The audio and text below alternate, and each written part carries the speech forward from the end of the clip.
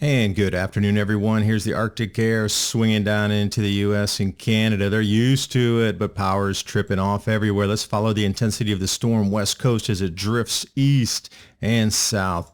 Easy to follow where it's been. Record cold temperatures set. Power outages. Idaho, Montana, Alberta tripping on the grid, overloaded, asking people to emergency save power before there's a blackout.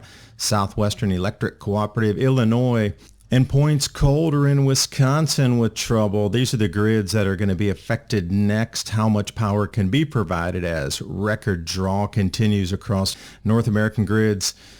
Moderate winter impact? I don't think so. This is a record storm that is blasting day after tomorrow style. Of course, companies are going to take advantage. $81 a megawatt average pricing up to $1,075. Look for the double dip. It's going to get cold in a few days again.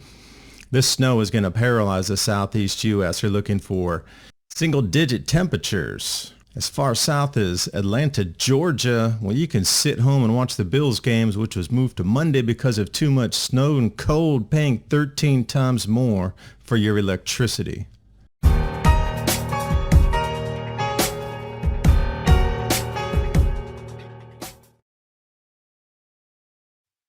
And it's not every day you see maps like this. Watches warnings advisory in every single state of the union here. Warnings are the red.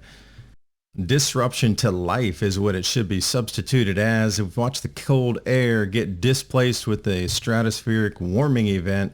Arctic air displaced heading far south as Florida. We can see the tongue that is emerging.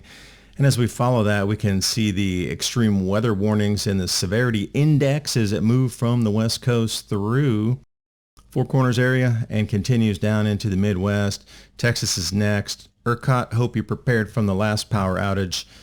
But looking at the National Weather Service here, there's really very little area of not warning coverage. Now when you're seeing the extreme wind chills and you got the extreme snowfalls, winter warnings everywhere as far as the eye can see, especially in areas that it doesn't normally happen. This is going to disrupt the southeast U.S. for weeks, plural, in my opinion. Not prepared for that down there at all with this kind of snowfalls and temperatures.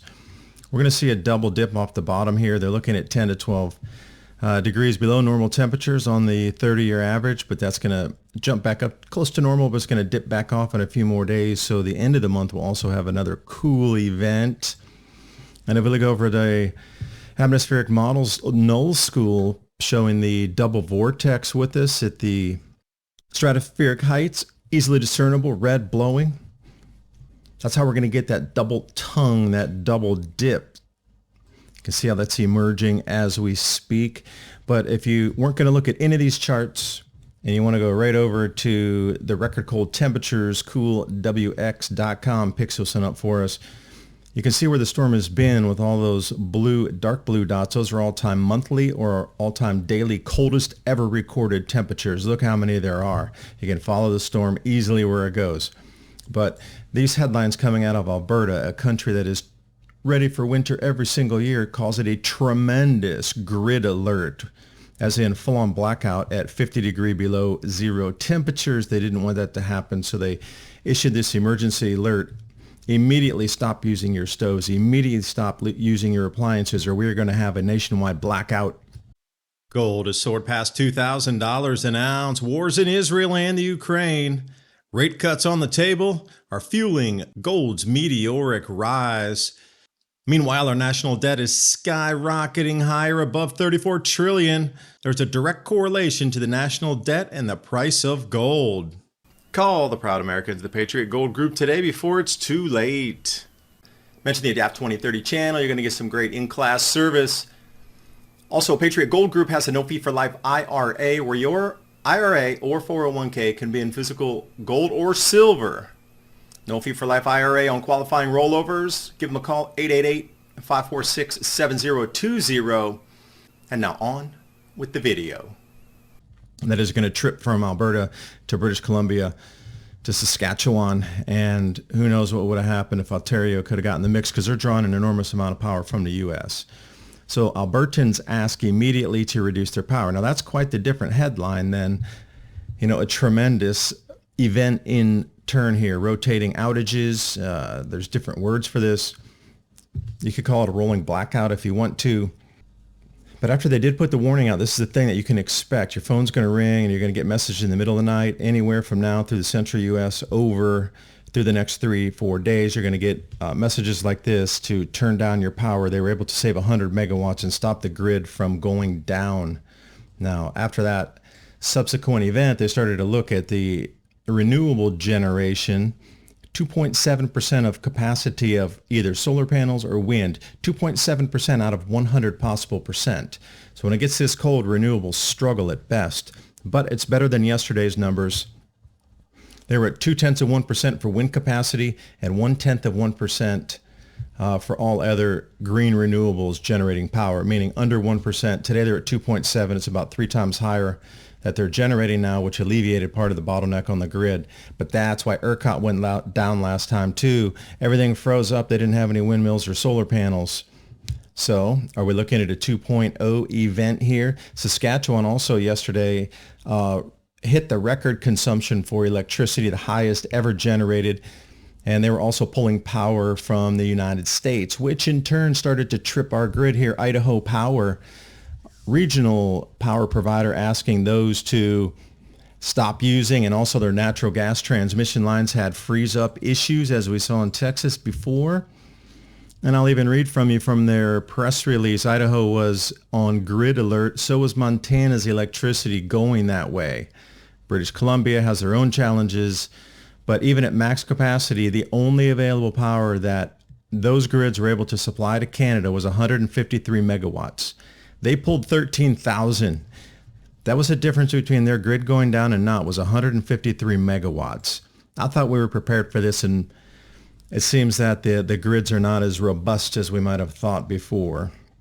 That's where they're prepared for cold every year at this level. Wait till this hits the southeast U.S., where they are not prepared at all for such events here. So if we're up in northern Idaho, thousands are without power still. And if we go over to Missoula News, Montana, Flathead Electric, power outages. And dear customers, as natural gas customers, conserve gas for the next 24 hours. We're having problems delivering gas because of freeze-ups in the pipes. It's too cold to deliver your natural gas. It's too cold to deliver your electricity. These are problems in the coldest parts of the United States on the border with Canada.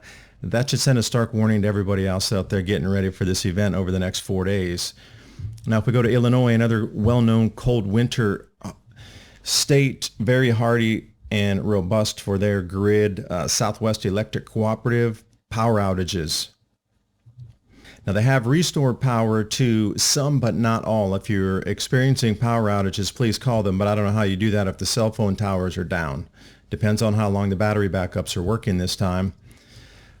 Milwaukee, Wisconsin, power outages, too much draw on the grid. Those are really cold states, and we get up to Detroit, Michigan, 47,000 people without customers. Part of their grid goes down as well. They're trying to rotate through to supply power to everybody, but as you can see in the coldest of states, it's just not working at the optimum. So you might want to, get your generators ready and get some extra blankets. Get prepared to cover the windows if you need to stay in your house. Now, even up in the Northeast, which again is cold hardy, and they're used to this every year, their power outages across Vermont. Take a look here at the grid down map for a better term. So the reason I bring you the information is these are the next 4 grids about to get hit with this same extreme record cold. Now that white down there where Tennessee, Georgia, South Carolina is, that's called the Tennessee Valley Authority, TVA. And I live there, and I know for sure they've been reducing thermal generation 1.5% per year to try to meet some goal in 2030. So we've lost 3% of reliable power to the non-reliable wind and solar panels, which aren't going to work during this event because they're expecting 8 inches of snow in Tennessee in places. So our power generation using solar panels is going to be absolutely near zero. The wind, they're going to have to shut them down. It's too cold. They're talking the 6 degrees Fahrenheit with 30-mile-an-hour winds. Like, this is the kind of, they're going to shut the windmills down. So we have 3% less capacity, and it is going to go rolling blackouts 3% earlier than 2 years ago. Now, ERCOT, unknown what's happening down there, but Texas is going to get walloped with cold and snow. So think about these grids that are not ready for it. And now you're talking about the draw on gas. This is the third highest amount of gas usage ever recorded since they started recording how much natural gas is used during winter storms. This is the third highest ever recorded. Previously was 2021. That was 338 billion cubic feet for the day. So, these last few storms, they're in 6 years of each other, are pulling the highest ever on the grid, and also the companies are going to take advantage of it. This should be illegal, what they're doing with the price gouging. I know you have to work a little bit to reroute power around, but the average price for a megawatt is $81. 81 for the whole year of 2023. And now they want to charge $1,075 for a megawatt. That's 13 times more. And they're going to hit everybody, including myself, with the power bill. So if your bill is, say, $100, you're going to get a $1,300 power bill at the end of the month. This is gouging. It should be illegal. But nope, nobody's going to say a thing because everybody's going to be so concerned about the Bills having to move to Monday for the playoffs versus talking to somebody in the local government to say you really need to pass some legislation where they can't gouge consumers like this during a cold event. But no, everybody sit back and enjoy your beers with the Steelers and the Bills. It was too cold, too much snow, and pay 13 times more for your electricity, and don't complain to anybody, okay? Just sit back and enjoy the game. Nothing to see here. So the key message on this Arctic blast, you can see the map above. The minimum wind chills are going to get, I don't really believe in wind chills so much, but it's extreme to say the least. You can see where the pattern's evolving with the probabilities of extreme snowfalls in areas it doesn't snow. So look at the yellow and how much of the U.S. is sub-zero wind chill. That is really very far reaching, minus 50 degree Fahrenheit wind chills. And then even some of these places reaching down to Texas, further down into Mexico at sub-zero wind chills. This is something special coming. Then we got Sunday morning into Tuesday, Wednesday. You can see how the storm is evolving. And Weather Service, I can't believe you're calling it a moderate winter impact. It's kind of insulting. You need to warn people more because I think you're underwarning them to try to preserve a narrative that's moving forth across the planet. But you got to get these people ready for this. Look at the chance for 2 inches plus of snowfall. That goes all the way down into Huntsville, Alabama. These are places that are not so ready with snowplows or salting the roads. A couple inches, they're looking at 4 to 5, 6 inches in places. That paralyzes cities for a week in the southeast U.S. More than days, and it's not going to get above freezing for days, and that is not going to melt off the streets. So the southeast is looking at a very prolonged, complete disruption in deliveries, and you better get to the supermarket. If I was you, I would get extra everything to get your family through a couple of weeks because the deliveries are going to get all stuck up everywhere else waiting to come back in and fill your supermarkets. They don't run in the snow. Mail, you may be at the best, but here's your forecast where the snowfall begins. Looks like on the 15th, and then the max snowfall is going to take it through the 17th. That's a 2-day jump in the chart here off Tropical Tidbits. This is off the GFS model for total snowfall. So you can see the evolution of just a day or two. The red and the pink is somewhere around 10 inches.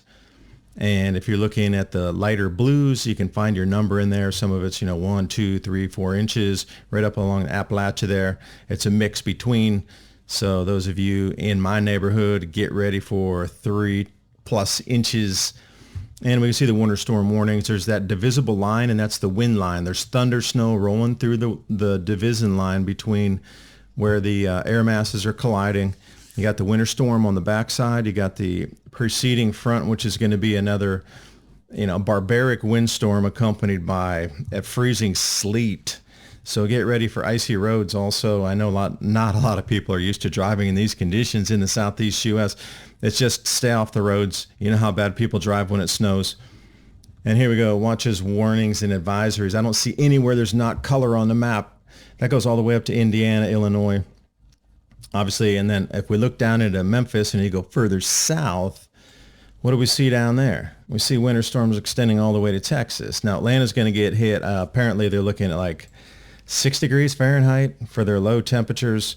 Pivotal weather putting the charts right here showing a little bit in more depth detail of the National Weather Service feed for the current hazards You might want to, I linked everything below so you can, click and go on what you might find as your own warning area.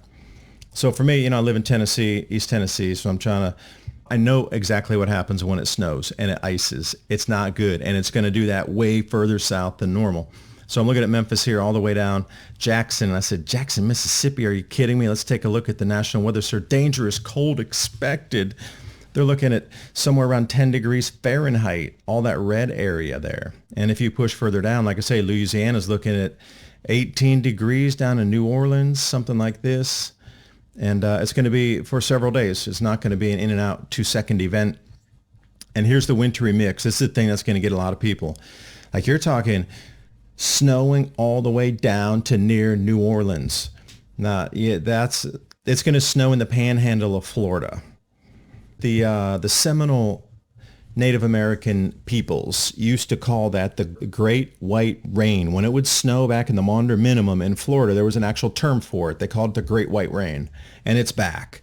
So looking at the wintry mix, red, heavier snow, orange possible, and then it follows right along with the models here that were projected to dip a little bit further in that real heavy snow event along the line from Alabama, Mississippi, all the way back. And Arkansas, you're going to get blasted with some deep snows. Look for drifts. Again, things that are not normal in the waking winter of most states in the southeast U.S. Now, here's the thing off pivotal weather. They put that red circle there because they don't know what's going to happen as there's a collapse of all the systems coming in right over that area at the same time. So it seems like there's going to be multiple weather vortices or some kind of atmospheric cavitation right over that area. Unknown what is going to happen, and they're unknown too. So they put the mark there, but that's where all these storms collide, right there. So if you're in that area, they're expecting something significant and non-forecastable to happen over that area. So cameras out. The winter storm here, obviously the Great Lakes getting pelted and continuing. If they're canceling NFL postseason playoff games because of too much cold and snow in the snowiest and the coldest of the areas where they play football, you know something's wrong. You got Pittsburgh and Buffalo playing like what? That is a snow belt area in both of those areas, and they're canceling it. That's an unheard of. Truly it is. So this is significant for the snowfalls and also the wind, blizzards. There's blizzard warnings out through these areas here. Also, I think they're calling it Winter Storm Gerrie. There's so many coming. It's hard to keep track on what is what. But you can see the winter storm warnings, watches, and back to the West Coast to wrap it up to where we began here talking about this forecast. And they're coming off the West Coast, Oregon, Washington, and then over in Idaho, etc. That storm track is taking us down with now winter warnings in Nevada. Blizzard warnings in Nevada if you are there, Ruby Mountain, and on the Humboldt Range, they're talking about 70 to 80 mile per hour winds, 5 mile per hour winds at the minimum here on the wind advisory as well through Nevada. So take it for what it's worth. Now, as these events are unfolding, you're going to need to think about growing some of your own food, storing some of that aside, because if you would have grown food this summer and stored it, you might not have to worry about getting to the supermarket for this event because you would have had stored foods. Now, think about growing it. Spring's going to be around the corner in a few months. Marjorie Wildcraft right here. Full webinar on how to grow your own food, get your gardens up free. Check it out. The link's in the description box below if you feel like getting a little more autonomous on what goes in your body and how you grow the food so you're not reliant on the grid. Thanks for watching, and I'll bring you another update tomorrow. Bye for now.